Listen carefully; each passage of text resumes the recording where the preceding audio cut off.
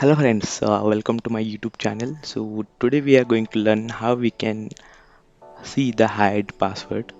So sometimes we save the password on the browser and we cannot access the password because it is in password format, means in dot dot dot format.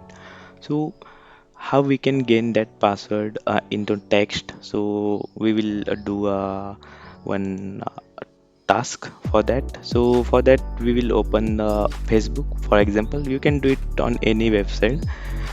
Suppose here I put test at gmail.com, and here 123 means whatever password. We cannot we cannot determine what the password is this. So for that we have to simply click on these three dots on right hand side top and go to the more tools.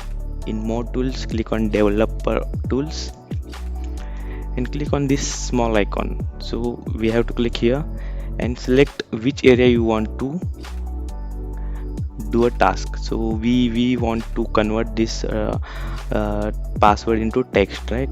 So click here. So this area will highlight, and here we can see the input type is equal to password. So we have to just double click here and enter text and hit enter.